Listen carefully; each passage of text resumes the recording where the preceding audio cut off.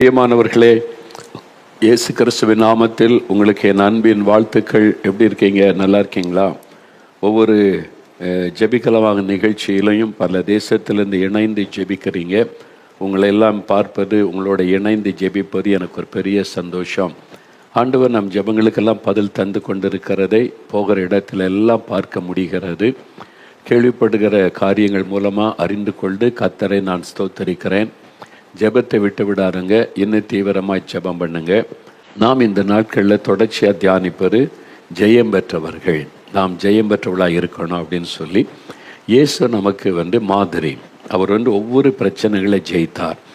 அவர் ஜெயித்து வந்தது. குடும்பத்திலேருந்து வந்த போராட்டம், அது மாதிரி ஆவிக்குரிய உலகம், அதாவது ரிலீஜியஸ் சம்மந்தமான போராட்டம், அதெல்லாம் அவர் ஜெயித்து ஜெயித்து ஜெயித்து தான் ஊழியத்தை நிறைவேற்றினார். அதை பற்றி தான் நம்ம தியானித்து கொண்டே வருகிறோம். ஜெயிக்கணும். நம்ம கடந்து போகிற பாதையில் ஆண்டவருடைய சித்தத்தை நிறைவேற்றும் போது எல்லாருமே 100% புரிந்து கொண்டு ஏற்றுக்கொள்வாங்கன்னு நம்ப முடியாது. அதை புரிந்து கொள்ளாமல் எதிர்க்கிறவங்க இருக்கத்தான் செய்வாங்க. பொறாமையினால் எதிர்க்கிறவங்க நிறைய பேர் இருப்பாங்க. அதனால் நீங்கள் அதை புரிந்து கொண்டு ஆண்டவருடைய சித்தத்தை நிறைவேற்றுவதில் கவனம் செலுத்தணும். இயேசு கிறிஸ்துவின் சுபாவத்துக்கு நம்ம இடம் கொடுக்கணும். டாக்டர் பில்லி கிரஹாம் திரையில உலக பிரசித்தி பெற்ற ஒரு சுவிசேஷகர். அவர் அமெரிக்கா தேசத்தை சார்ந்தவர், பேப்டிஸ்ட் சபையை சார்ந்தவர். உலகமெல்லாம் சுவிசேஷத்தை அறிவிக்க பாடுபட்ட ஒரு மனிதர். அமெரிக்காவில் ஒரு மூலமாக திரள் கூட்ட மக்கள் ரட்சிக்கப்பட்டாங்க. இப்போ இங்கிலாந்தில் லண்டனில் கூட்டம் ஒழுங்கு செய்யப்பட்டிருந்தது. அவங்களே டீம், அவருடைய குழுவினர் இடம்லாம் ஒழுங்கு பண்ணி எல்லாம் செஞ்சிருவாங்க. அவங்க செலவிலே நடத்துவாங்க. அதன் பிறகு டாக்டர் பில்லி கிரஹாம் அவருடைய ஃபேமிலி, அவருடைய ஒய்ஃப் வருவாங்க, அதில் கூட உள்ளவங்களாம் வருவாங்க, கூட்டம் நடைபெறும். அந்த மாதிரி டாக்டர் பில்லி கிரஹாம் அந்த காலத்தில் கப்பலில் பிரயாணப்பட்டு வந்திருக்கிறார். அவருடைய புஸ்தகம் man who walks with God என்று அவருடைய லைஃப் ஹிஸ்டரி உள்ள புக்கை நான் வாசித்த போது அறிந்து கொண்டேன். கப்பலில் அவரும் அவருடைய டீமெல்லாம் முதல்ல வந்துட்டாங்க. அவரும் அவருடைய மனைவி, அவருடைய சில டீம் கப்பலில் இறங்குறாங்க. லண்டனில் கப்பலில் இறங்கின உடனே பத்திரிகை நிருபர்கள் சூழ்ந்து கொண்டாங்க. பத்திரிகை நடத்துகிற நிருபர்கள் சூழ்ந்து கொண்டு கேள்வி மேலே கேள்வி. அதாவது அவர் வரவதை விரும்பலை. அங்கே ப்ராட்டஸ்டன்ட் சபை இருக்குது, கத்தோலிக்க சபை இருக்கிறாரு. 2 தலைமையுமே அவர் இங்கே வருவதை விரும்பலை. அவர் ஒரு பேப்டிஸ்ட் சபை சார்ந்தவர். அதனால் இந்த கூட்டம் நடக்கிறத தடுக்கணுன்றதான் அந்த தலைவர்களுடைய நோக்கமாக இருந்தார். அவர் இதுக்கு இங்கே வரணும், இங்கே இதுக்கு கூட்டம் நடத்தணும்.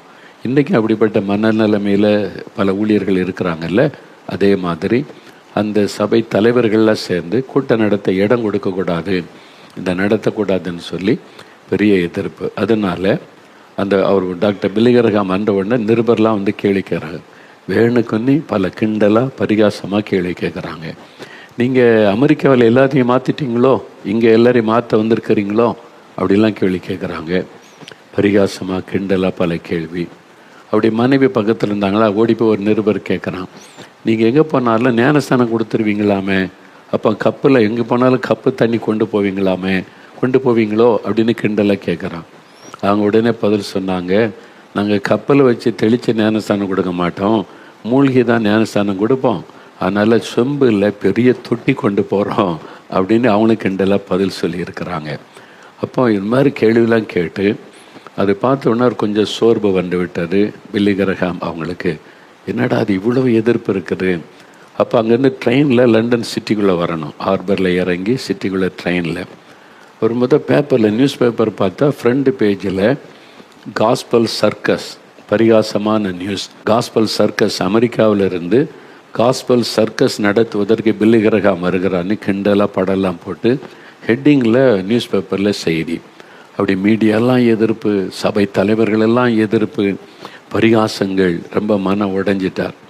அவங்க சொந்த பணத்தை போட்டு சுவிசேஷம் சொல்லி வந்தால் இவ்வளோ எதிர்ப்பு இருக்குதுன்னு சொல்லி பரிகாசம் பண்ணுறாங்க. சபை தலைவர்கள் விரோதமாக பேசுகிறாங்க. அதனால் என்ன செய்கிறதுன்னு சொல்லி ஒரு மன வருத்தம். அவர் ட்ரெயினில் பிரயாணப்பட்டு கொண்டிருக்கிறார். அப்படி ட்ரெயினில் பிரயாணப்பட்டு கொண்டிருக்கும்போது கொஞ்சம் மன சோர்ந்திருந்த சமயம் ஆவியானவர் அவரோடு இடைப்பட ஆரம்பித்தார். அப்போ ஆவியான இடைப்பட்டு 1 கொரிந்தியர் 13ஆம் அதிகாரத்தை வாசிக்கும்படி தோண்டினார். உடனே ஒரு 1 கொரிந்தியர் 13 அதிகாரத்தை எடுத்து வாசித்தார். அதில் ஒரு வசனம் 1 கொரிந்தியர் 13:7 அன்பு சகலத்தையும் தாங்கும், சகலத்தையும் விசுவாசிக்கும், சகலத்தையும் நம்பும், சகலத்தையும் சகிக்கும். அதாவது சகலத்தையும் தாங்கும், சகலத்தையும் சகிக்கும். அந்த வார்த்தை கொண்டு ஆண்டவர் பேசினார். ஆண்டவர் என்ன பேசினார்? சகலத்தையும் சகிக்கும், சகலத்தையும் தாங்கும். இந்த வசனத்தை வச்சு அவர் கண்ணீரோடு ஜெபித்தாராம். ஆண்டவரே, இந்த அன்பை எனக்கு தாரும். நான் இந்த மக்களை நேசித்து இவங்க ரட்சிக்கப்படணும்னு சுவிசேஷ செய்தி அறிவிக்க வந்திருக்கிறேன். ஆனால் இவ்வளவு எதிர்ப்பு, சபை தலைவர்களே எதிர்க்கிறாங்க, பரிகசிக்கிறாங்க. நான் நெருக்கப்பட்டு நிற்கிறேன். ஆனால் அவங்க மேலே எனக்கு வெறுப்பு வரக்கூடாது, கசப்பு வரக்கூடாது. இதை நான் தாங்கி கொள்ளணும். இந்த எதிர்ப்பை, இந்த நிந்தையை, பரிகாசத்தை, இந்த போராட்டத்தில் நான் தாங்கி கொள்ளணும். அப்போ சகித்து கொள்ளணும். அந்த சகித்து கொள்ளுகிற அன்பை எனக்கு தாரும், தாங்குகிற அன்பை எனக்கு தாரும். அப்படி ஜெபித்தாராம். கண்ணீரோடு ஜெபித்தார். ட்ரெயினில் வரும்போது ஜெபித்து கொண்டே வந்தார். அப்போ இருதயத்தில் இந்த பாரம் விலகி ஒரு ஆறுதல் வந்தது. லண்டன் சிட்டிக்குள்ளே அவருடைய ட்ரெயின் நுழைக்கிறாரு. ரயில்வே ஸ்டேஷனில் அவருடைய ட்ரெயின் நுழையும்போது பார்த்தா பெரும் கூட்டம். அந்த ஸ்டேஷன் முழுதும், பிளாட்ஃபார்ம் முழுதும் ஆயிரக்கணக்கான மக்கள். அதை பார்த்துட்டு நிறைய மக்கள் இங்கே வந்திருக்கிறான்னா இன்னும் அடுத்த பயம். ஐயோ, எல்லாம் அங்கே பரிகாசம் பண்ணி நிருபர்லாம் கேள்வி கேட்டாங்க, இந்த மக்கள் கூட எதிர்ப்பு தெரிவிக்க வந்துட்டாங்களோன்னு சொல்லி அவர் கொஞ்சம் பயத்தோடு ட்ரெயினில் அப்படி எட்டி பார்த்தார். எல்லாம் கரம் அசைத்து அவரை வரவேற்கிறாங்க. அவரை புகழ்ந்து வெல்கம் டாக்டர் பில்லி கிரஹாம் சொல்லி மக்கள் மகிழ்ச்சியோட ஆயிரக்கணக்கான பேர் ஆரவாரத்தோடு வரவேற்கிறாங்க. ஆண்டவர் அப்படியே ஒரு ஆறுதல் படுத்தினார். ஏதோ ஒரு சிறு கூட்டம் எதிர்க்கிறாங்க, பரிகசிக்கிறான்னு பார்க்குற இவ்வளோ ஜனங்களை நான் வச்சிருக்கிறேன் பாரு. ஆண்டவர் அவரை தைரியப்படுத்தி அவருக்குள்ள ஒரு புது பலன் வந்தது. அந்த ஊழியத்தில் பல போராட்டங்களை சந்தித்தார். அந்த கூட்டம் நடக்கிற மைதானம் ஒழுங்கு பண்ணி விளம்பரம்லாம் செஞ்சாச்சு. டாக்டர் பில்லி கிரஹாம் வந்துட்டார். 2 நாளைக்கு முன்னால் அவங்க சொல்கிறாங்க, இந்த கிரவுண்ட் கொடுக்கறத தடுத்துட்டாங்க, இந்த மைதானம் கொடுக்க முடியாது. என்ன பெரிய அந்த மத தலைவர்களை எதிராக நினைனால கொடுக்க முடியாதுன்னு கவர்மெண்ட் சொல்லிட்டு இப்போ எல்லாம் விளம்பரம் பண்ணியாச்சு, கூட்டம் ஆயத்தம் எல்லாம் நடந்தாச்சு. அந்த மைதானம் கொடுக்கக்கூடாதுன்னு சொல்கிறாங்களே, என்ன செய்கிறது? இப்போ அந்த எதிர்ப்பு பாருங்கள். இந்த மாதிரி சந்தித்தார். இயேசு கிறிஸ்து இது மாதிரி தானே சந்தித்தார். வேற பார்கர் பரிசேர்லாம் இயேசுவை எதிர்த்தாங்க வேறு மாதிரி. இப்போ இன்றைக்கு அந்த மாதிரி அன்றைக்கி ஊழியை செய்கிறாங்கன்னு உங்களை எதிர்க்கிற ஒரு கூட்டம் இருப்பாங்க, பரிகசிக்கிறதுக்கு ஒரு கூட்டம் இருப்பாங்க. அதை எப்படி ஜெயிக்கிறது? நம்ம உலக மக்களை போல் சண்டெல்லாம் போட முடியாது. அவர் அப்படியே ரூமுக்குள்ளே முடங்கி ரொம்ப சோர்ந்து போயிருந்தார். டாக்டர் பில்லி கிரஹாம் அவங்க என்ன பண்ணுறதுக்கு அந்த டீம் சொல்கிறாங்க, இப்படி இப்போ கேன்சல் பண்ணிட்டாங்க, கூட்டம் நடத்த முடியாதுன்னு சொல்கிறாங்க, என்ன செய்கிறது? இவருக்கு இது அமெரிக்கான்னு அவருக்கு தெரிஞ்ச ஃப்ரெண்ட்ஸ் எல்லோரும் நிறைய பேர் இருக்காங்க, அதிகாரத்தில் இருக்கிறாங்க. இங்கே சபை தலைவர்களே எதிர்க்கிறாங்களே, 2 தலைவர்களுமே எதிர்க்கிறாங்க, என்ன செய்கிறது? அப்போ அந்த மாதிரி ரூமுக்குள்ளே அவர் இருக்கும்போது ஆண்டவர் பாருங்கள், அவர் தனியாக உட்கார்ந்து இருக்கிறார். ரூம் கதவு தட்டப்படுது. இவர் போய் திறந்த அவர் ஊழியக்காரர் நின்றார். அவர் சொன்னார், ஐம் சோன்சோ, அவர் பேரை சொல்லிட்டு, இன்றைக்கி காலையில் உங்களுக்காக நான் ஜெபித்தேன். ஆண்டவர் உங்களோட ஜெபிக்க சொன்னார், நான் உங்களுக்காக ஜெபிக்கட்டுமான்னு. அவர் சொன்னார், சொந்து போகாதங்க, உங்களை கொண்டு வந்தவர் கர்த்தர், இந்த கூட்டம் நடக்கும், ஆண்டவர் பெரிய காரியம் செய்வார், பெரிய மாற்றம் இந்த பட்டணத்தில் வரும் அப்படின்னு சொல்லி ஆவியில் நிரம்பி ஜெபித்த போது பரிசுத்த ஆவியானவர் இறங்கினார். டாக்டர் பில்லி கிரஹாம் ஆவியானவருன்னு அப்படியே நிரப்பணுன்னு தைரியம். அந்த ஊழியக்காரர் சொன்னார், ஒரு தீர்க்கதரிசி கர்த்தரை அனுப்பி பலப்படுத்திட்டு, you go and meet the government officers, சம்மந்தப்பட்ட அதிகாரியை யூ கோ அண்ட் மீட், உங்கள் ஆட்களை அனுப்பாருங்க, டைரெக்டாக போங்க. நாங்கள் உடனே டாக்டர் பில்லி கிரஹாம் புறப்பட்டு நேராக அந்த ஆஃபீஸர்ஸ்கிட்ட போய் பேசினார். இந்த இடம்லாம் நீங்கள் கொடுத்தனால விளம்பரம் பண்ணோம், நீங்கள் இடம் கொடுத்தனால எல்லாம் செஞ்சிட்டோம், கடைசி நேரத்தில் நீங்கள் கேன்சல் பண்ண இவர் போய் பேசினார். அவ்வளோதான், அவருடைய மனம் மாறிட்டு, ஓகே கோவான், நீங்கள் செய்யுங்க, கூட்டத்தை நடத்துங்கன்னு பெர்மிஷன் வந்து விட்டார். அப்படி தான் ஆண்டவர் நடத்தினார். இதெல்லாம் முடிஞ்சு இப்போ சந்தோஷம், கூட்டம் எல்லாம் ஒழுங்கு பண்ணியாச்சு, நடக்கிறதுக்கு அது ஓப்பன் பெரிய ஒரு ஸ்டேடியம். அது அங்கேருந்து ஃபோன் பண்ணி சொல்கிறாங்க, கூட்டம் ஆரம்பிக்கிறதுக்கு முன்னால் ஸ்டேடியம் ஃபுல், ஜனங்க அவ்வளோ தரலாம் வந்திருக்கிறாங்க, உள்ள இடமில்லைன்னு சொல்லி. ஆனால் சொல்கிறாங்க, மழை பெய்ய ஆரம்பிச்சுட்டு அடுத்த போராட்டம். ஒரு ஊழியத்தில் என்னெல்லாம் போராட்டம் வருது பாருங்க. அடுத்த போராட்டம் மழை பெய்யுது, என்ன செய்யறது? டாக்டர் பிலிகர ஹம்சன் நான் வந்துடுறேன்னு சொல்லி போய் காரில் இறங்கும்போது அப்படியே மழை துளி பெய்யுது. ஆனால் மக்கள் யாரும் எழும்பல, அதுக்கு மத்தியில் உட்கார்ந்துருக்கிறாங்க. ஆண்டவர் பாருங்க அற்புதமாக இந்த சூழ்நிலையை மாற்றி மழை பெய்வதை நிறுத்தி அன்றைக்கு பிரசங்கம் பண்ணி திரள் கூட்ட மக்கள் ரட்சிக்கப்பட்டாங்க. இது மாதிரி தான் நீங்கள் ஊழியம் செய்கிறீங்கன்னா, பாஸ்டர் இருந்தாலும் சரி, சுவிசேஷகராக இருந்தாலும் சரி, எல்லாருக்குமே எதிர்க்கிறவங்க இருப்பாங்க, பரியாசம் பண்ணுறவங்க இருப்பாங்க. உங்கள் சபை வளர்ந்தால் இன்னொருத்தருக்கு அது பிடிக்காது. பொறாமையினால் உங்களுக்கு விரோதமாக ஏதாவது பேசுவாங்க, சொல்லுவாங்க, எந்தாவது குற்றப்படுத்தலான்னு நினைப்பாங்க. நீ ஊழியம் செய்து நிறைய பேர் ரட்சிக்கப்பட்டா அதில் என்ன குற்றம் கண்டுபிடிக்கலான்னு பார்ப்பாங்க. இதெல்லாம் இயேசுடைய ஊழியத்திலே நடந்தார். பொறாமையினால் அவருக்கு பின்னால் பெருங்கூட்டம் போது அற்புதம் நடக்குதுன்ன உடனே மத தலைவர்களால் பொறுத்து கொள்ள முடியல. அதனால் ஓய்வு நாள் அற்புதம் செய்யக்கூடாது உடனே அங்கே வசனம் பேசுகிறாங்க. ஓய்வு நாள் அவங்க விளக்கம் கொடுக்குறாங்க வேறு மாதிரி. இயேசு சரியான விளக்கம் கொடுத்தார். அது மாதிரி நம்ம கடந்து போகிற பாதையில் இந்த மாதிரி போராட்டங்கள் வரும். அப்போ நம்ம சந்திக்கணும், ஜெயிக்கணும். பொறுமையினால், சாந்தத்தினால், சகித்து கொள்வதனால நம்ம ஜெயிக்கணும். சரி சொல்லட்டும் பரவாயில்ல, திட்டட்டும் பரவாயில்ல, ஏசட்டும் பரவாயில்ல, கேவலமாக பேசுகிறாங்க பரவாயில்ல, பேசிட்டு எவ்வளோ நாள் பேசுவாங்க? 1 நாள், 2 நாள், 5 நாள், 10 நாள் பேசட்டும். நான் ஆரம்பத்தில் கொஞ்சம் சோர்ந்து போயிருக்கிறேன். ஆரம்ப நாட்களில் இந்த எதிர்ப்புகள், நெருக்கங்கள் ஊழியம் வளர்ந்து வந்த சமயத்தில் ஒரு நாள் ஆண்டவர் பேசினார். எதுக்கு சொல்ல போகிறேன்? ஆண்டவர் இப்படிலாம் எழுதுகிறாங்க, நான் இதில் பொய்யானதெல்லாம் எழுதி விளக்கம் கொடுத்து குற்றப்படுத்துகிறாங்க. அப்போ ஆண்டவர் சொன்னார், சரி ஒரு 100 பேர் இருக்காங்கன்னு வச்சுக்க. அந்த 100 பேரில் எத்தனை பேர் உனக்கு விரோதமாக பேசுகிறாங்க, எழுதுகிறாங்க? இப்போ என்ன சொன்னேன், ஒரு 10 பேர் இருக்கும். ஒரு 100 பேர் இருக்காங்கன்னா அதில் எதிர்த்து உனக்கு விரோதம் பேசுகிறவங்க, எழுதுகிறவங்க எத்தனை பேர்? ஒரு 10 பேர் இருக்கும். மீதி 90 பேர் என்னை நேசிக்கிறாங்க, எனக்காக ஜெபிக்கிறாங்க, என் மேலே அன்பு வச்சுருக்கிறாங்க. எது பெருசு, 10ஆ 90ஆ? இந்த 10 குறித்து எதுக்கு நீ வருத்தப்பட்டுக்கிட்டு இருக்க? 90 பேர் உனக்கு நேசிக்கிறாங்க, உனக்காக ஜெபிக்கிறாங்க, ஊழியத்தின் மூலம் ஆசீர்வதிக்கப்பட்டு உன்னோட நிற்கிறாங்கல்ல. இதை உதறி தள்ளு, அதை நினச்சிக்கோ. கர்த்தர் பேசினார். இப்படி தான் அவர் தைரியப்படுத்துவார், வெற்றியின் பாதையில் நம்மை நடத்துவார். நம்ம உட்காந்து தன்னை மூலையில் உட்காந்து அழாமல் அவர்கிட்ட போனால் அவர் அழகாக இதெல்லாம் சொல்லி தருவார், இதெல்லாம் கற்று தருவார், இதெல்லாம் பேசி நீங்கள் ஜெயிக்கிறது எப்படின்னு ஆண்டவர் சொல்லி தருவார். அதனால தான் இப்போ பாருங்களேன், பரிகசிக்கிறது, கிண்டல் பண்ணுறது, எழுதுறது, பேசுகிற எத்தனை பேர்? கையடக்க உள்ள கொஞ்சம் பேர். ஆனால் திரள் கூட்ட மக்கள், கிறிஸ்தவர் அல்லாத மக்கள் சொல்கிறாங்க பாருங்கள், ஐயா இந்த மெய்யான ஆண்டவரை காட்டி கொடுத்தீங்களே, நன்றி ஐயா. நீ அந்த ஒன்று போதுமே, அவன் திட்டுறது ஒன்றுமே மனசிலேயே பாதிக்காது.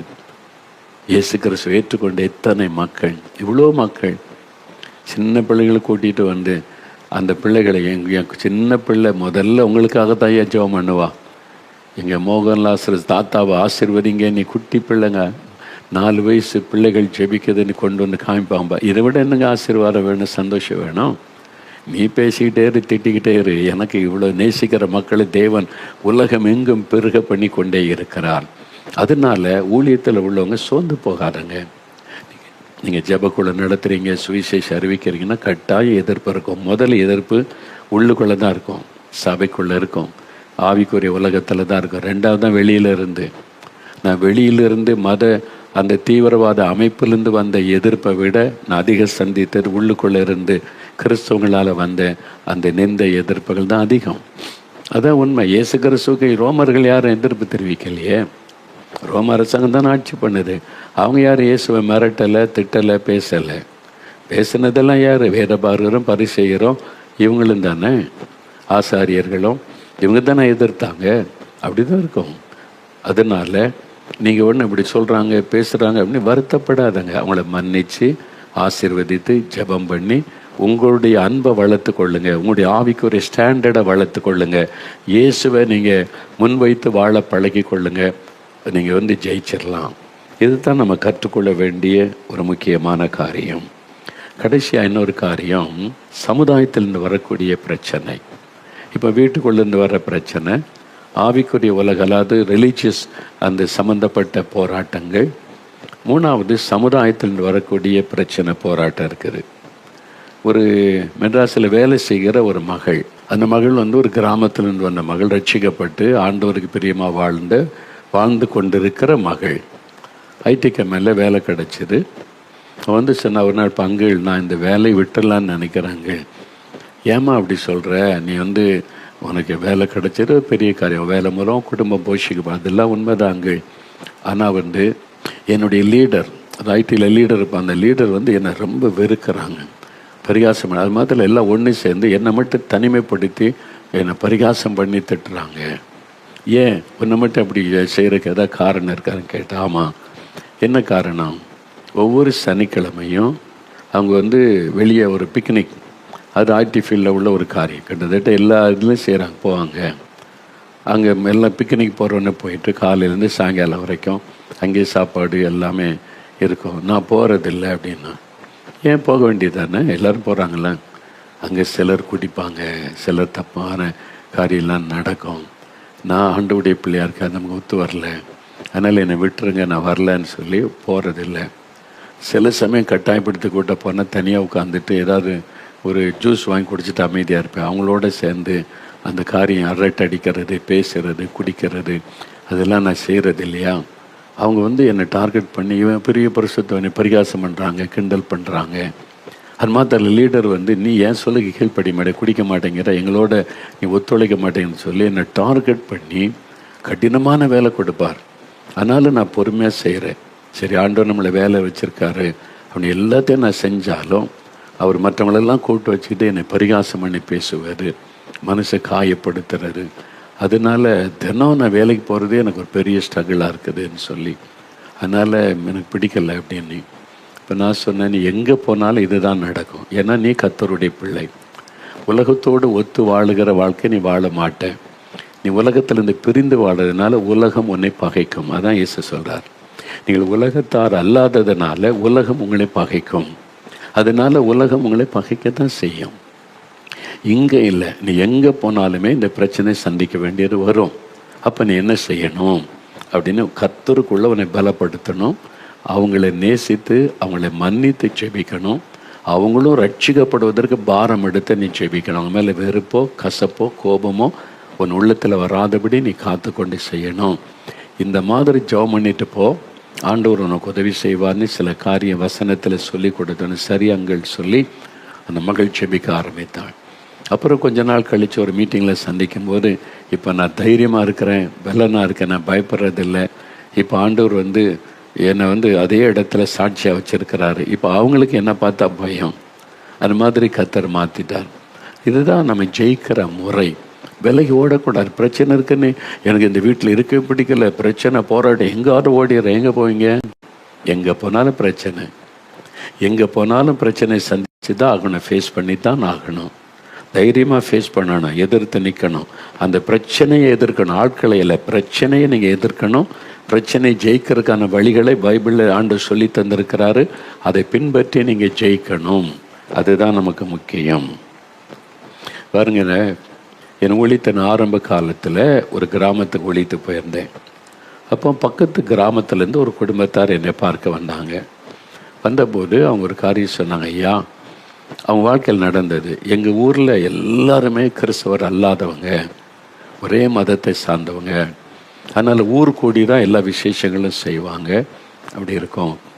ஆனால் நாங்கள் இயேசுவை பற்றி அறிந்து குடும்பமாக இயேசுவை ஏற்றுக்கொண்டோம். அதனால் பக்கத்து ஊரில் தான் சர்ச் இருக்குது.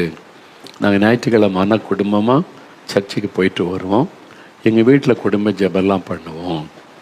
அப்போ எங்கள் ஊரில் வந்து கோயில் விசேஷம் வரும்போது சொன்னாங்க, நம்ம ஊரில் கோயில் விசேஷம் வருது, அதுக்கு காசு கொடுனாங்க.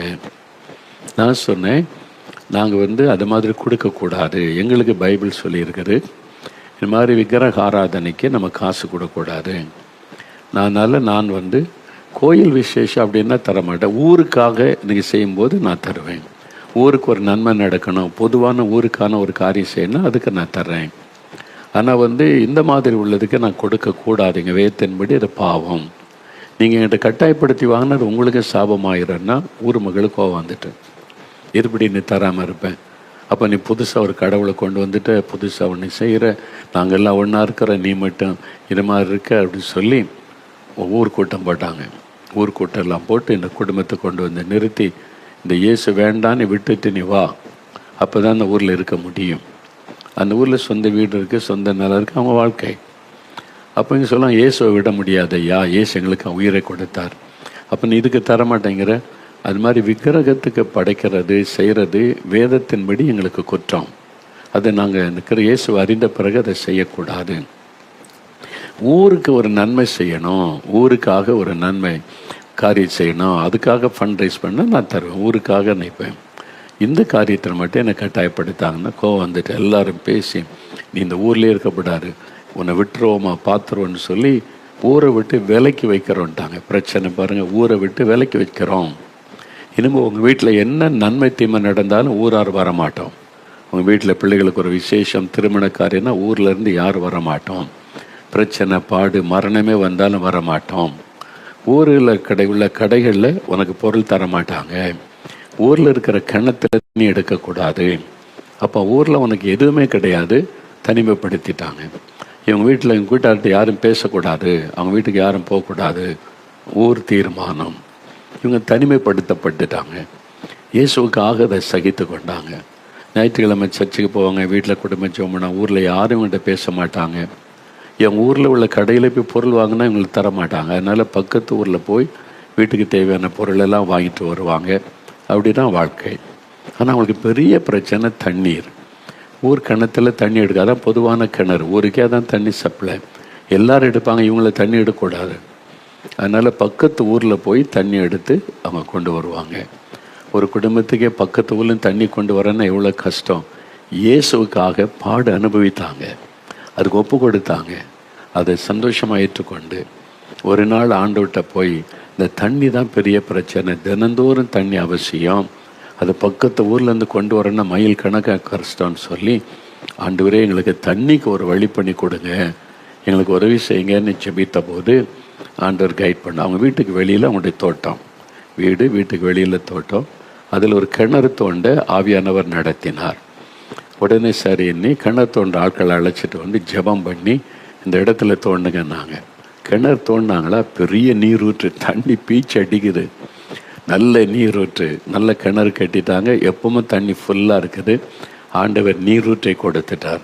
இப்போ அந்த வருஷம் மழையே பெய்யலை, அந்த வருஷம் மழையே பெய்யாமல் பஞ்சம். இப்போ ஊர் கிணத்துல இருக்க தண்ணி வற்றி விட்டு தண்ணியே இல்லை.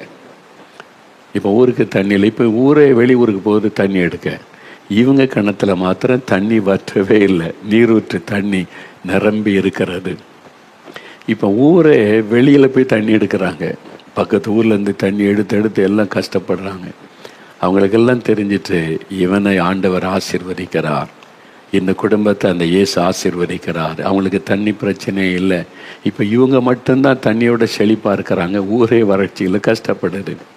இப்போ ஊரெல்லாம் பேசுனாங்க, தண்ணி எடுக்க இப்படி நம்ம அலைஞ்சு கஷ்டம், அவன் வீட்டில் தண்ணி நல்லா செழிப்பாக இருக்குது, நம்ம கேட்கலாமான்னு சொல்லி இப்போ ஊர் பெரியவங்க திரண்டு வந்து, நாங்கள் ஒன்று ஊரை விட்டு விளக்கணும், ஆனால் உங்கள் கிணத்துல தான் தண்ணி இருக்குது, இப்போ ஊரே தண்ணி இல்லாமல் கஷ்டப்படுகிறோம், எங்களுக்கு கொஞ்சம் தண்ணி கொடுக்குறியா அப்படின்னு கேட்டாங்க. அதான் இயேசு.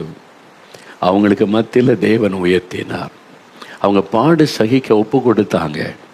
ஆரம்பத்தில் பாடு சகிச்சாங்க, உபத்திரவத்தை அனுபவிக்க ஒப்பு கொடுத்தாங்க. அதனால கர்த்தர் ஜெயம் கொடுத்தார். அவங்க சொன்னாங்க, இந்த தண்ணி இயேசு எங்களுக்கு கொடுத்தது, அது எல்லாருக்கும் போதுதான், நாங்கள் சுயநலமாக இருக்கிறதுக்கு எங்களுக்கு ஆண்டவர் தரலை, நீங்கள் வந்து எடுத்துக்கொள்ளுங்க. இப்போ ஊரே இவங்க கிணத்துல வந்து தண்ணி எடுக்குது. ஆண்டவர் எப்படி மாற்றிட்டார் பார்த்தீங்களா? அந்த குடும்பத்தை நான் சந்தித்தேன். அவங்க வந்து சொன்னாங்க, ஐயா நாங்கள் ஆரம்பத்தில் ரொம்ப கஷ்டப்பட்டோம், பாடுபட்டோம், ஆனால் இயேசுவை விடலை, அந்த உபத்திரவத்தில் நாங்கள் நின்றோம், ஆண்டவர் எங்களை வெட்கப்பட விடலை. அதே ஊரில் கர்த்தர் எங்களை ஆசீர்வதித்து அந்த ஊருக்கே நாங்கள் தண்ணீர் கொடுக்கும்படி ஆசீர்வதித்தார். வேலை செய்கிற இடத்துல உபத்திரவமா, ஊரார் மத்தியில் உபத்திரவமா, பரிகாசமா, நிந்தையா, இன்றைக்கி நெருக்கிறாங்களா, சகித்து கொள்ளுங்க, பொறுமையாக இருங்க, பாடுபட ஒப்பு கொடுங்க, உபத்திரவத்துக்கு அர்ப்பணித்து கொள்ளுங்க, இயேசு விட்டு விலகிறாதங்க, அவர் தான் உங்களுக்கு துணைன்னு இருப்பார். ஆனால் அதே சமயத்தில் நீங்கள் ஜெயிப்பீங்க. உங்களை வெட்கப்பட கர்த்தர் விட மாட்டார். நீங்கள் ஜெயம் பெற்றவர்களாக நிற்பீங்க. என்னை கர்த்தர் நமக்கு வாக்கு கொடுத்திருக்கிறான். பயப்படாதுங்க. நான் ரட்சிக்கப்பட்டு ஊழியத்துக்கு வந்த ஆரம்பத்தில் என் குடும்பத்தார் எல்லா இந்துக்கள், சொந்தங்கள், பந்தங்கள் எல்லாம் எங்கள் வீட்டுக்கு சொந்தக்காரங்க வந்தால் எதுக்கு இப்படி ஊராக பிரசங்கம் பண்ணிக்கிட்டு அலையிற, ஒரு வேலை பார்த்து சம்பாதிச்சு கொடுக்கலாம்ல அப்படி அவங்களுக்கு தெரியாதுல்ல. நான் ஒன்றும் பதிலே பேச மாட்டேன், அமைதியாக போயிடுவேன் நான். அதனால் எங்கள் ஊரில் சொந்தக்காரங்க எங்கள் வீட்டுக்கு வந்தாங்கன்னா நான் பின்வாசல் வழியாக தோட்டத்துக்கு போயிடுவேன், அப்படியே போயிடுவேன். அவங்க அதை தான் கேட்பாங்க உடனே. ஆனால் அவங்க கிறிஸ்தவனை போனதே அவங்களுக்கு பிடிக்கலை.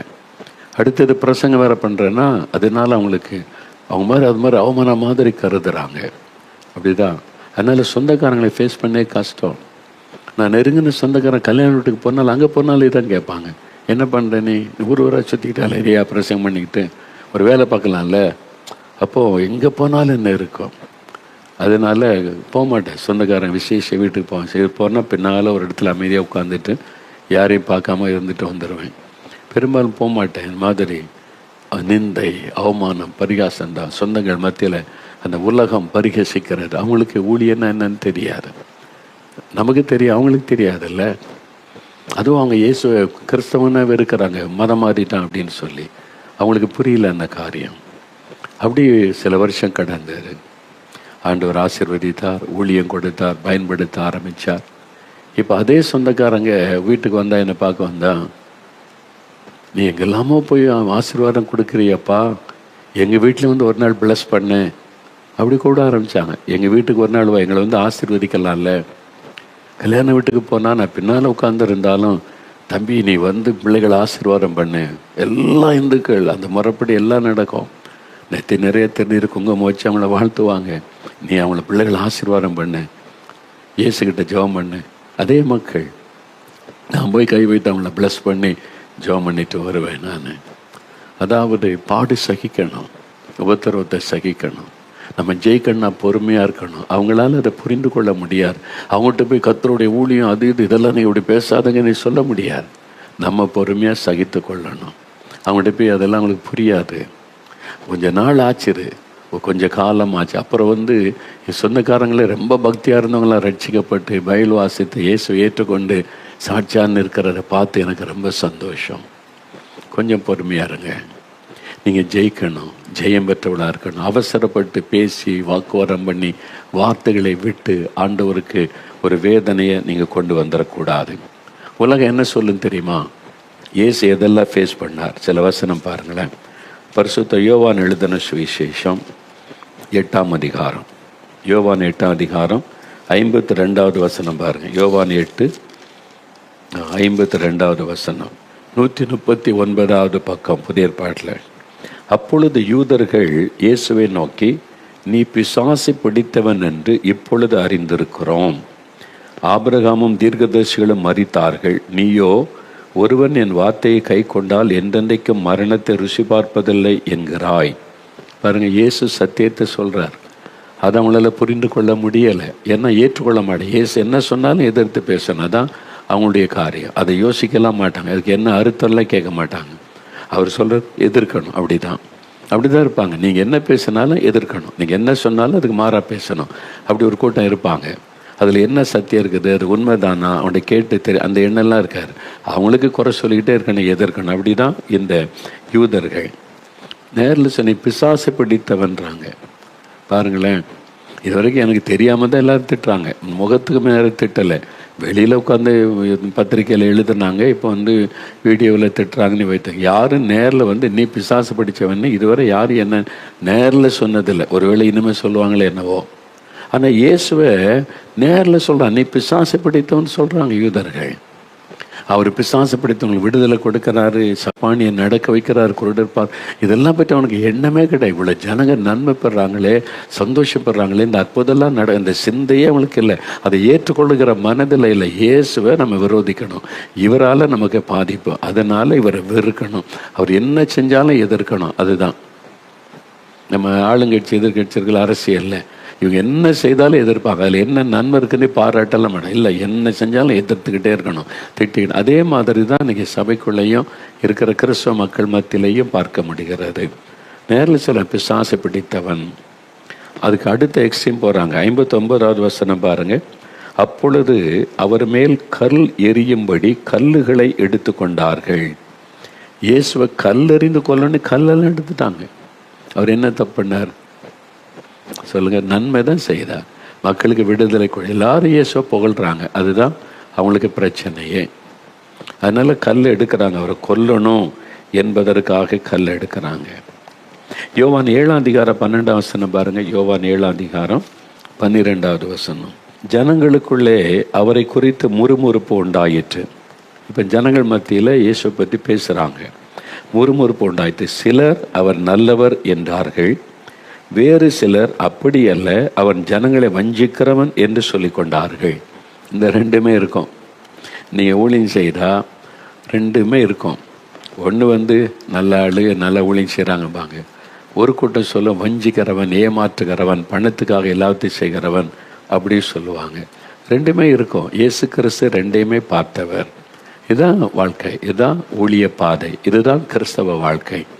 நல்ல உங்கள் வீட்டுக்குள்ளே இருப்பாங்க. நீங்கள் நல்லா ஜெபிக்கிறீங்க, பைபிள் வாசிங்க, ரட்சிக்கப்பட்டீங்க. ஒரு சிலர் நல்லா இவங்க ஜெபிக்கிறன்னு தான் நமக்கு ஆசீர்வாதம்பாங்க. அதே ஒரு சிலருக்கு உங்களை பிடிக்காதவங்க வீட்டுக்குள்ளே இருப்பாங்க. ஆமாம், இவங்க ஜெபம் பண்ணி தான் நம்ம வீடே மோசமாக போச்சு அப்படி சொல்கிறவங்களும் இருப்பாங்க. உங்கள் வீட்டில் இருப்பாங்க, உங்கள் தெருவில் இருப்பாங்க, உங்கள் ஊருக்குள்ளே இருப்பாங்க. ஆமாம், பொறாமையினால் நீங்கள் உங்களை பற்றி பேசிக்கிட்டே இருப்பாங்க. நீங்கள் பேச பேச ஆண்டவரை துதிக்கணும். நீங்கள் பாக்கியவான் பாக்கியவரி, அவ்வளோதான். இயேசுவை பற்றி அப்படி வஞ்சிக்கிற ஒரு கூட்டம் அப்படி சொல்கிறாங்க, ஒரு கூட்டம் இப்படி. இந்த ரெண்டுமே இருக்கும். பவுலுடைய ஊழியத்தையும் பாருங்களேன். அவர் ஊழியம் செய்யும்போது ஒரு கூட்டம் அந்த வசனத்தை ஏற்றுக்கொண்டு மனதின்மை ரட்சிக்கப்பட்டாங்க, ஒரு கூட்டம் எதிர்த்தாங்க இயேசுவின் நாட்களில்.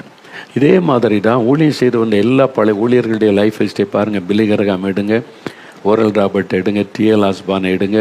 மிஷினரிகளுடைய ஊழியம் ஒரு கூட்டம் அங்கே சப்போர்ட்டாக பேசுவாங்க, ஒரு கூட்டம் எதிர்ப்பாங்க, பரிகாசம். இது எல்லா ஊழியத்திலும் நடக்கிற ஒரு விஷயம். ஊழிய பாதையில் கடந்து வந்த எல்லாருடைய லைஃப்லேயும் நீங்கள் பார்க்க முடியும். நீங்கள் மட்டும் விதி விலக்கு கிடையாது. அதனால் ஒரு கூட்டம் உங்களால் ஆசீர்வதிக்கப்பட்ட மகிழ்ச்சியோடு துதித்து உற்சாகப்படுத்துவாங்க, ஒரு கூட்டம் பரிகாசம் பண்ணுவாங்க, கேலி பண்ணுவாங்க. இந்த சூழ்நிலையில் நம்ம ஜெயிக்கணும். அது எப்படி பாருங்கள். பிசாசு பிடித்தவன்றாங்க, கல்லறிந்து கொல்லணுன்றாங்க, வஞ்சிக்கிறவன் அப்படின்னு பேசுகிறாங்க. யோவான் 7ஆம் அதிகாரம் 1ஆம் வசனம் பாருங்கள். இவைகளுக்கு பின்பு யூதர்கள் இயேசுவை கொலை செய்ய வகை தேடினபடியால், இயேசுவை கொலை செய்யணும், கல்லெறியணும்னு சொன்னாங்க, கொல்லணும். அவர் கொலை செய்வதற்கு வகை தேடுறாங்க. யார் இவங்க? யூதர்கள், வேதபாரகர், பரிசேயர். பைபிளில் பழைய ஏற்பாடை வச்சுக்கொண்டு நாங்கள் தான் வசனத்தின்படி நடக்கிறோன்னு சொல்கிறாங்க. வசனத்தில் என்ன இருக்குது? கொலை செய்யாதிருப்பாயாக இருக்குல்ல, அவன் கையில் வச்சிருக்க பைபிளில். ஆனால் அந்தக்கெல்லாம் செவி கொடுக்க மாட்டான். கொலை செய்யாதிருப்பாயாகன்னு இருக்குது. இயேசுவை கொலை செய்ய தேடுறது. பார்க்குறேன் எப்படியெல்லாம் பண்ணுறாங்க. இதுதான் இன்றைக்கு உலகத்திலே நடக்கும். இயேசுக்கு நடந்தபடி தான் நமக்கு நடக்கும். என்ன, அவர் தான் நமக்கு முன்னால் நடந்து அவர் அடிச்சுவட்டை ஆண்டவர் உண்டாக்கி வைத்து பாதையை உண்டாக்கி வைத்துட்டு போயிருக்கிறார். என் பாதடியில் இந்த அடிச்சுவட்டில் நடந்து வாங்கன்னு சொல்லி இதுதான் நடக்கும் என்பதாய் பார்க்கிறோம். யோவான் 8:48 பாருங்கள். யோவான் 8ஆம் அதிகாரம் 48வது வசனம் பாருங்கள். அப்பொழுது யூதர்கள் அவருக்கு பிரதியுத்தரமாக, உன்னை சமாரியன் என்றும் பிசாசு பிடித்தவன் என்றும் நாங்கள் சொல்லுகிறது சரிதானே என்றார்கள். பார்த்தீங்களா, நேரில் சொல்ல, நீ சமாரியன், நீ பிசாசு படி. சமாரியர்கள்னால் அவங்க யூதர் இல்லை, அவங்க சமாரியர்களை ஜாதி பார்த்து ஒதுக்குவாங்க. இந்த யூதர்கள் அவங்க கலப்படம், அவங்க யூதர்கள் கிடையாதுன்னு. இயேசுவை ஜாதி பார்த்து ஒதுக்குறாங்க. சமாரியன், நீ பிசாசு பிடித்து. என்னெல்லாம் இயேசுவை காயப்படுத்தி இருக்கிறாங்க பாருங்கள். இயேசு யூதன் தானே, அவர் ஏற்றுக்கொள்ளமா இல்லை. நீ சமாரியன், பிசாசு பிடித்து சொல்கிற சரிதானே அப்படிலாம் சொல்லுவாங்க. ஏன் சொல்கிற, நான் பிசாசு பிடித்தவன் அல்ல, நான் என் பிதாவை கனம் பண்ணுகிறேன், நீங்கள் என்னை கனவீனம் பண்ணுகிறீர்கள் அப்படிலாம் அவர் சொல்லுகிறார். நான் எனக்கு மகிமை தேடுகிறதில்லை, அதை தேடி நியாயந்து இருக்கிற ஒருவர் இருக்கிறார் அப்படிலாம் ஆண்டவர் அப்புறம் அவங்க பேசுகிறார். அவங்க மேலே கோபப்படலை, எரிச்சல் படலை, கோபத்தோடு பேசலை. அவர் ஜெயிக்கிறார். ஒவ்வொரு சோதனையும் ஜெயிக்கிறார். மனிதரால் வரக்கூடிய சோதனைகள், நெருக்கங்களை அவர் ஜெயிக்கிறார். பார்த்தீங்களா, என்னெல்லாம் இயேசு பேசியிருக்க. பிசாசு பிடித்தோன்றாங்க, மனநிலை பாதிக்கப்பட்டிருக்குன்றாங்க, வஞ்சிக்கிறவன்னு சொல்கிறாங்க, சமாரியன்னே ஒரு ஜாதி காரியத்தை சொல்லி ஒதுக்கி பேசுகிறாங்க. இன்றைக்கி எதுவும் காணப்படுகிறாரு. ஆவிக்குரிய உலகன்றதுல இந்த மத சம்மந்தமான இதில் இதுவும் நம்ம கிறிஸ்தவத்துக்குள்ளே இதெல்லாம் நம்ம பார்க்குறோம் பாருங்கள். அப்போ இதெல்லாம் அன்றைக்கு இயேசு கிறிஸ்து சந்தித்த பிரச்சனைகள். அப்போ இதை எப்படிங்க இதெல்லாம் சமாளிக்கிறது, இயேசு எப்படி இதை மேற்கொண்டார் அப்படின்னா 1 பேதுரு 2:23 1 பேதுரு 2:23 எடுங்க. 319 பக்கம் எடுத்துட்டிங்களா? அந்த வசனம் என்ன சொல்லியிருக்கிறாரு? இயேசு வையப்படும் போது பதில் வையாமலும் பாடுபடும் போது பயமுறுத்தாமலும் நியாயமாய் தீர்ப்பு செய்கிறவருக்கு தம்மை ஒப்புவித்தார். பாருங்க, இயேசு வையப்படுகிறார். திட்டுறாங்க அவரை, பிசாசு பிடித்தவன்றாங்க, மெண்டல்ன்றாங்க, நீ சமாரியன்றாங்க, பரிகாசமாக பேசுகிறாங்க, அப்படி அவரை திட்டுறாங்க. அப்படி வையப்படும் போது பதில் வையாமலும், அவர் பதிலுக்கு திட்டலை, அமைதியாக இருந்தார். அவர் பதிலுக்கு திட்டலை, அமைதியாக இருந்தார். அவர் எப்படி ஜெயிக்கிறார்னு பாருங்கள். உங்களை திட்டுறாங்களா, கோபப்படுத்துகிறாங்களா, உங்களை கோபமாக பேச வைக்கணும். அதான் பிசாசனுடைய எண்ணம், அதுதான் அந்த மனிதருடைய எண்ணம். நீங்கள் இன்னும் கோபமாக பேசினா அதை வச்சு இன்னும் நிறைய வீடியோ போடலாம், அதை வச்சு இன்னும் நிறைய பணம் சம்பாதிக்கலாம். அதுதான் அவங்களுடைய நோக்கம். அவங்களுக்கு சரிப்படுத்தி போன கிறிஸ்தவ உலகத்தையே நல்லதாக்கணும், அதெல்லாம் நோக்கம் கிடையாது. அதை வச்சு காசு சம்பாதிக்கணும், அவ்வளோதான். அதனால கோவப்படுத்துகிற மாதிரி தான் பேசுவாங்க, எரிச்சல் படுத்துகிற மாதிரி தான் பேசுவோம், பொய்யானதை தான் பேசுவாங்க. அப்படி பேசும்போது இயேசு பதிலே பேசலை, அமைதியாக இருந்தார். குற்றம் சொல்கிறாங்க, குறை சொல்கிறாங்க. பிலாத்துக்கு முன்னால் போய் நின்று அவர் விசாரிக்கும் போது இயேசு ஒன்றுமே பதில் பேசாமல் அமைதியாக இருந்தார். அதுதான் அந்த பிலாத்துக்கு ரொம்ப ஆச்சரியமாக இருந்தது. எல்லோரும் தனக்காக வாதாடுவாங்க, நான் குற்றம் செய்யலை, தன்னுடைய விடுதலை. இயேசு ஒன்றுமே அவர் வாதாடலை, அமைதியாக இருந்தது தான் பிலாத்து ஆச்சரியப்பட வைத்தார். அமைதி, பதில் பேசாதங்க, பதிலுக்கு பதில் பேசாதங்க. குடும்பம் ஏன் பிரியுது? கணவன் பேசுனா மனைவி பதிலுக்கு பதில் பேசுறது. அமைதியாயிருங்க, சண்டை வராது. 2 பேர் பேசினா தான் சண்டை. ஒருத்தர் அமைதி ஆயிட்டீங்கன்னா கொஞ்ச நேரத்தில் அது இல்லாமல் காணாமல் போயிடும். அதுதான் ஆவிக்குரிய உலகத்தில் பதிலுக்கு பதில். அப்படி நான் பேசிடுறேன் அப்படின்னா இயேசு அமைதியாக இருந்தார். பாடுபடும் போது பயமுறுத்தாமலும், பாடு வருது, இயேசு சிலுவையில் அறைக்கும் முன்னால் வாரினால் அடிக்கிறாங்க ரோமர்கள், அவங்களுக்கு தெரியாது. ஆனால் இயேசு மரித்தோரை எழுப்பினவர், கடலின் மீது நடந்தவர், பலத்த அற்புதம் செய்தவர், அதெல்லாம் அவங்க கேள்விப்பட்டிருப்பாங்க, கட்டாயம் அவங்களுக்கு தெரிஞ்சிருக்கும். இப்போ இயேசு மாத்திரம் நின்று எளிமை நின்று என் மேலே கை வச்சு பாரு, என்ன நடக்கும் நீ பாரு, உன் கையே செயல்படாமல் போயிருன்னு சொல்லியிருந்தா நடந்திருக்கும்ல. இயேசு சொன்னால் நடக்கும்ல. எவனாவது பக்கத்தில் போயிருப்பான்னா நினைக்கிறீங்க? தொடாதப்பா, அவர் கடல் மேல் நடந்தவர், செத்தவங்களை உயிரோடு எழுப்பி இருக்கிறாருப்பா. பிறவி குருடர்கள் அவர் சொன்ன உடனே கண்ணு திறந்திருக்குப்பா, சொன்னபடி நடந்துரும், பக்கத்திலே போகாதன்னு சொல்லி பயந்து. ஆனால் இயேசு பயமுறுத்தலை. நான் ஜெபம் பண்ண என்ன நடக்கும் தெரியுமா உனக்கு, அப்படிலாம் சிலர் பேசுவாங்க. பயமுறுத்தாதுங்க. அப்போ பாடுபடும் போது யாரையும் அவர் பயமுறுத்தலை. அவர் வையப்படும் போது பதில் வையல், அமைதியாக இருந்தார். அவர் அமைதியாக இருந்தார். இயேசு அப்படித்தான் ஜெயித்தார். இந்த பிரச்சனையை, போராட்டத்தை அமைதியினால் அவர் ஜெயித்தார். நான் ஒரு சமயம் ஒரு ஊழியத்தை முடித்து வெளிநாடு நானும் என் மனைவியும் திரும்பி வரும்போது ஒரு விமான நிலையத்தில் ஜீவானந்தம் பிரதர் சந்தித்தோம். நல்ல தெய்வ மனிதன், தெரியல, ஜீவானந்தம் பிரதர், டிஜேஸ் தினகரன் ஜீவானந்தம் சேர்ந்து தான் முழுரவு ஜெபம் ஆரம்பித்தாங்க. பேரன்பு பெருவிழா, அதுக்கு என்ன பேர் கொடுத்து ஜீவானந்த பிரதர் தான். அந்த காலத்தில் எழுப்புதலுக்கு வித்திட்டவர்கள். அந்த 2 பேரில் ஒருவர் ஜீவானந்தம் பிரதர். நாங்கள் பிரசந்த கேட்க எங்கெங்கேயோ போயிருக்கிறோம். சென்னையில் நாங்கள் சைக்கிள்லேயே போய், நல்ல தெய்வ மனிதர், அவங்க மூலமாக பிசாசுகள் ஓடும், அற்புதங்கள் நடக்கும், கர்த்தர் வல்லமையாக பயன்படுத்தினவர். நான்மாடிகளாக வந்திருக்கிறாங்க, நம்ம ஊழியத்தில் கேம்புக்கெல்லாம் வந்திருக்கிறாங்க. அப்போ ஒரு நாள் நாங்கள் விமான நிலையத்தில் சந்தித்து நிறைய டைம் இருந்துச்சா பேசி கொண்டு இருந்தோம். அப்போ ஜீவானந்தம் பிரதர் சொன்னாங்க, அவங்க ஊழிய பாதையில் பாடுகள், அதை பற்றி சொன்னாங்க. எப்படி போகிற இடத்துல பாடுகள் நடந்தது, உபத்திரம் வந்தது, கல் தூக்கிலாம் கூட்டத்துக்கு விரோதமாக எரிஞ்சாங்க, பேசினாங்க, திட்டினாங்க. பேசிட்டு அவங்க சொன்னாங்க, தம்பி இதெல்லாம் நடக்கும், ஆனால் நம்ம பதிலே சொல்லக்கூடாது. சொன்ன பதிலே பேசக்கூடாது.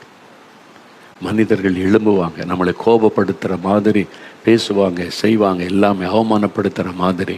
நம்ம பதிலே பேசக்கூடாது, அமைதியாயிடணும் அப்படின்னு சொன்னாங்க. அந்த அமைதி. இயேசு பல சமயங்களில் அமைதி, சில இடத்துல பதில் சொல்லி ஜெயித்தார். இது எதனால், எந்த அதிகாரத்தினால் இதை செய்கிறீன்னு கேட்டாங்க. சரி, நானும் ஒரு கேள்வி கேட்குறேன். யோவான் கொடுத்த ஞானஸ்தானம் எதனால், தேவனால் வந்ததா மனுஷரால் வந்த சொல்லுங்க? பதில் சொல்ல நடுங்கிட்டாங்க. மக்கள்லாம் பார்த்துட்டு இருக்காங்கல்ல, பிரச்சனை ஆயிரும். இயேசு சில சமயம் சரியான பதில், சரியான கேள்வி கேட்டு ஜெயித்தார். சில சமயம் அமைதியாகி ஜெயித்தார். ரெண்டுமே இருக்கிறது. அமைதியாகி ஜெயிக்கிறது இருக்கிறது, கேள்வி கேட்டு ஜெயிக்கிறதும் இருக்கிறது. பார்த்தீங்களா? அப்படி அந்த மாதிரி ஆண்டவர் நம்மை நடத்துவார், ஆவியானவர் நம்மை வழி நடத்துவார். அதை நம்ம கரெக்டாக நம்ம பின்பற்றி போனால் நம்ம ஜெயித்து விடலாம். அதான் முக்கியம். ஒரு சமயம் நம்ம அநேக ஆண்டுகளுக்கு முன்னால் ஒரு ஜனவரி மாதம் தேவன் வாக்குத்தத்தம் கொடுப்பாலாம் பேசும்போது, எனக்கு பர்சனலாக என்ன வாக்கு கொடுக்குறீங்க ஆண்டவரே அப்படின்னு காத்திருந்து ஜெபிச்சேன். அப்போ மக்களுக்கு சொல்றதுக்கு ஒரு வாக்குத்தத்தம் கொடுத்தீங்க, எனக்கு பர்சனலாக நீங்கள் என்ன சொல்கிறீங்கன்னு காத்திருந்து ஜெபித்தேன். அப்போ ஆண்டவர் என்னை சந்தித்தார். சொன்னார், இதுவரைக்கும் நடந்துராத, நீ பார்த்துராத ஒரு நிந்தை நெருக்கம் உனக்கு வரும் இந்த வருஷத்தில். அதான் ஆசீர்வாதம். வாக்குத்தத்தம் பாருங்க, இதுவரை நீ கண்டிராத உபத்திரவ நெருக்கம் உனக்கு வரும். அதில் நீ சோர்ந்து போகாத. அதுக்கு பிறகு நான் ஊழியத்தில் விசேஷமான ஆசீர்வாதத்தை உனக்கு தருவேன். வாக்குத்தத்தம். சரி ஆண்டவரேன்னு சொல்லிட்டு, இந்த மாதிரி வரும்னு தெரியாது.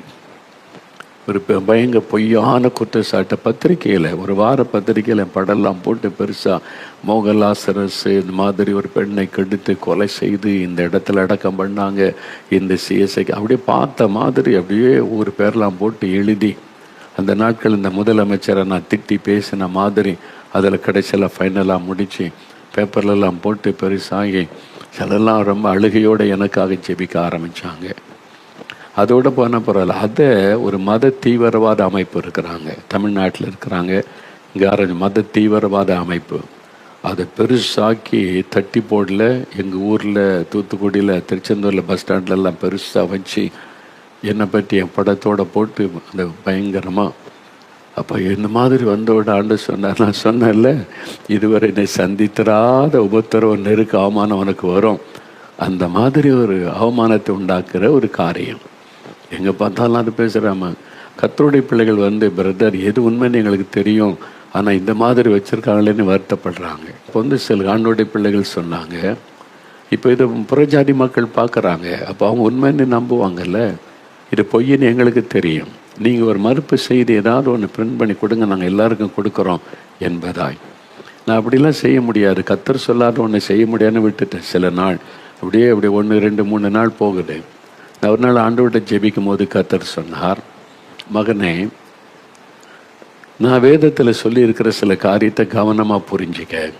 என்ன ஆண்டவரே, நீங்கள் சும்மா இருப்பீர்கள், கர்த்தர் யுத்தம் பண்ணுவான்னு சொன்னேன்ல. ஆமாம், அப்படி தான் நான் இருக்கிறேன். நான் சும்மா இருக்கிறேன், ஒன்றும் பதில் பேசலை, ஒன்றும் செய்யலை. நீங்கள் யுத்தம் பண்ணுவீங்க, அவ்வளோதான். அடுத்ததை கேளு. அது ஒரு சமயம் அவங்க யுத்தம் பண்ண முடியாது, செங்கடல் கரையில் பார்வோனோட யுத்தம் பண்ணி ஜெயிக்க முடியாதனால நீங்கள் சும்மா இருங்கன்னா யுத்தம் பண்ணேன்னு சொன்னேன். அதுவே அமலேக்கியர் யுத்தம் பண்ண வந்தபோது நான் மோசையை பார்த்து, யோசுவா தலைமையில் யுத்தம் பண்ண போங்கன்னு சொன்னேன். நீங்கள் யுத்தம் பண்ணுங்க, நான் ஜெயம் தருவேன்னு சொன்னேன். சில சமயம் நீங்கள் அமைதியாக இருங்க, நான் யுத்தம் பண்ணுவேன்னு சொல்லுவேன். சில சமயம் நீங்கள் யுத்தம் பண்ணணும், நான் ஜெயம் தருவேன். இந்த ரெண்டு இருக்குதா? கர்த்தர் விளக்கம் கொடுத்து, அப்போ என்ன செய்யணும் ஆண்டவரே, இதுக்கு பதில் கொடு, அது பொய்யான செய்தி என்பதை மக்கள் அறியட்டும்னு சொல்லி நான் என்ன செய்யணும், ஒரு சின்ன ஒரு செய்தி எழுதினேன். அந்த பேரை போட்டு, அந்த அமைப்பு பேர், அந்த தீவிரவாத அமைப்பை பேரை போட்டு, இந்த அமைப்பிற்கு இயேசு விடுவிக்கிறார், நன்றி சொல்லுகிறது, அதான் வார்த்தை தலைப்பை. என்னன்னா, ஒரு பத்திரிக்கையில் பொய்யான ஒரு செய்தியை போட்டதை இந்த தீவிரவாத மத அமைப்பினர் எல்லாம் அந்த போய் தட்டிலாம் வச்சு பெருசுப்படுத்தினால, பொய்யாய் சொன்னதுனால நான் சந்தோஷப்பட்டு மகிழ்ந்து களி கூறுகிறேன். என் பேரை ரொம்ப பிரபலப்படுத்தி இருக்கிறாங்க, அதற்காக அவங்களுக்கு நன்றி கூறுகிறேன் சொல்லிட்டு, நான் இதை செஞ்சிருந்தா இவங்க தட்டி போட்டு வைக்கக்கூடாது, போலீஸில் கம்ப்ளைண்ட் பண்ணி என்னை அரெஸ்ட் பண்ண வைக்கணும். அதுதானே செஞ்சுருக்கணும். அரெஸ்ட் பண்ண மோகன்லாசரஸை, இதை விசாரி, இதெல்லாம் நடந்திருக்கேன்னு. அதை யாருமே செய்யலை. அப்படின்னா நீ போலீஸில் கம்ப்ளைண்ட் பண்ணி இது உண்மைன்றதை நிரூபிக்கணும். நீ இவ்வளோ நாளைக்குள்ளே நிரூபிச்சிட்டா நீ உனக்கு என் ஊழியத்தை உனக்கு தந்துடுறேன், கட்டிடத்தை உனக்கே தந்துடுறப்பா, நீ நடத்திக்க.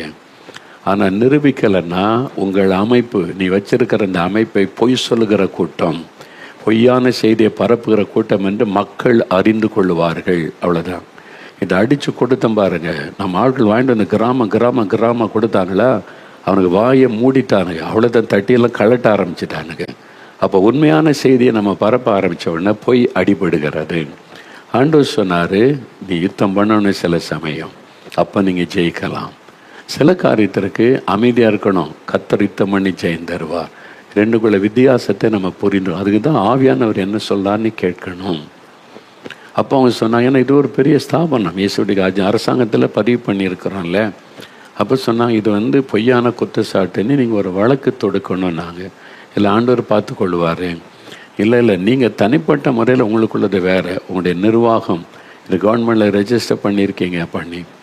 அதுக்கப்புறம் சில நாள் கழித்து தான் கர்த்தர் ஆலோசனை கொடுத்து அந்த பத்திரிக்கை மேலே ஒரு வழக்கு, பொய்யான செய்தியை வெளியிட்டிருக்கிறாங்க. நாங்கள் கவர்மெண்டில் பதிவு செய்த ஒரு நிறுவனம், அதனால் அதுக்கு விரோதமாக பொய் பண்ணியிருக்காங்கன்னு ட்ரஸ்டிஸ் மூலமாக ஒரு கேஸ் ஃபைல் பண்ணாங்க.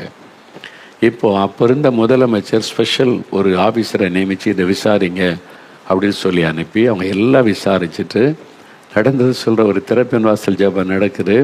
பின்னால் ஸ்பெஷல் போலீஸ் ஆஃபீஸர் வந்திருக்கிறார்.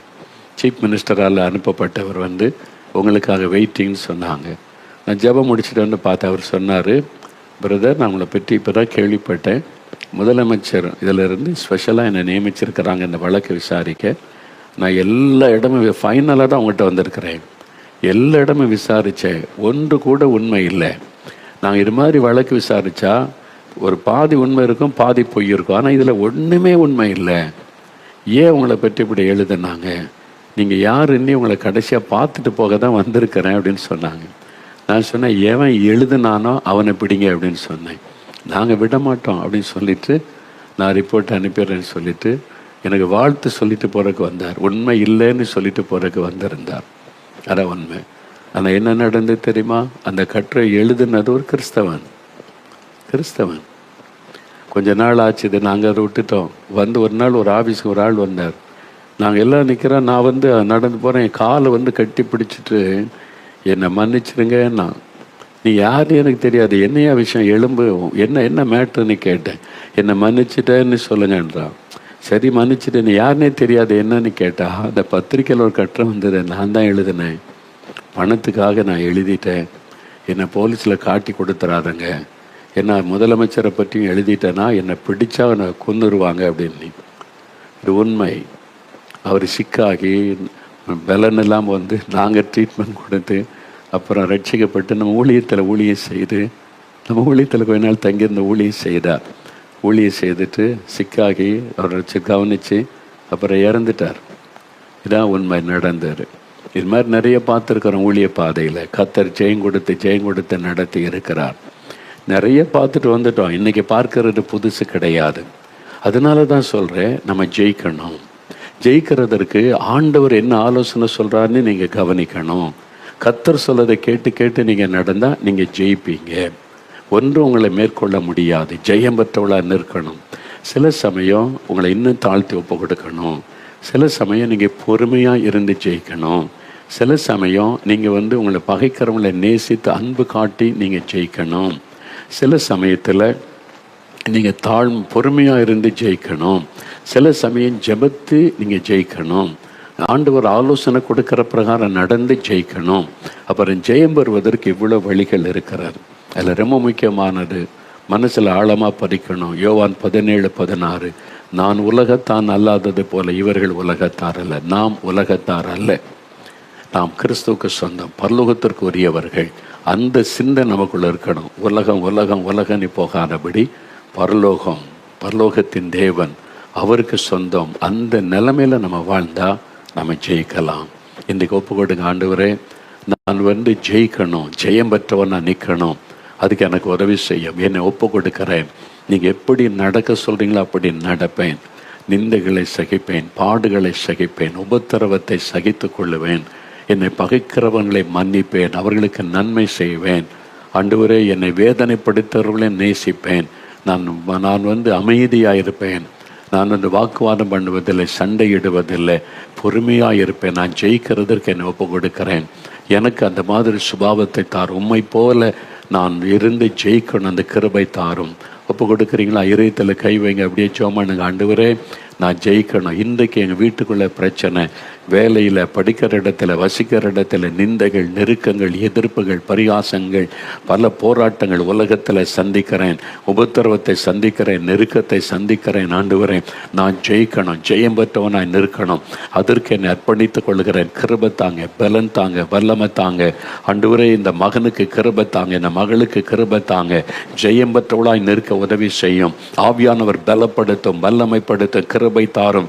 ஜெயிக்கிறவர்களாக கர்த்தர் மாற்றும். ஜெயம் பெற்றவர்களாய் கர்த்தர் நிலை நிறுத்தும். அப்படியே நீர் ஜெயம் தந்து நடத்துகிற அன்பிற்காக ஸ்தோத்திரம், ஸ்தோத்திரம், ஸ்தோத்திரம். இயேசு கிறிஸ்துவின் நாமத்தில் ஜெபிக்கிறோம் பிதாவே. ஆமேன், ஆமேன். ஆண்டவர் நம்மோடு தெளிவாக பேசிக்கொண்டு வந்திருக்கிற விஷயம் ஜெயம் பெற்றவர்கள். அதனால இப்போ 2 காரியம் தான். ஒன்று, நம்முடைய அவயவங்களிலே கிரியை செய்கிற இச்சைகள், நமக்குள்ள போராடுகிற போராட்டம், அதை ஜெயிக்கணும். 2வது, உலகம் பல விதங்களிலே நம்மை நெருக்கும், நமக்கு விரோதமாக எழும்பும், அதை ஜெயிக்கணும். இயேசு ஜெயித்த. 3வது, பிசாசு. நாம் வருகிற நாட்களில் அது எப்படியெல்லாம் கிரியை செய்யும், பிசாசு நமக்கு விரோதமாக எப்படியெல்லாம் கிரியை செய்வான், எப்படி அவனை ஜெயிக்கணும், அனுதின வாழ்க்கையில் அதை நாம் அறிந்து கொள்ள போகிறோம். இந்த செய்தியை திரும்ப திரும்ப கேளுங்க. இந்த வசனத்தை திரும்ப திரும்ப வாசித்து பதித்து கொள்ளுங்க. அந்த வசனத்தின்படி வாழ ஒப்பு கொடுங்க. ஈஸியாக ஜெயிக்கலாம்.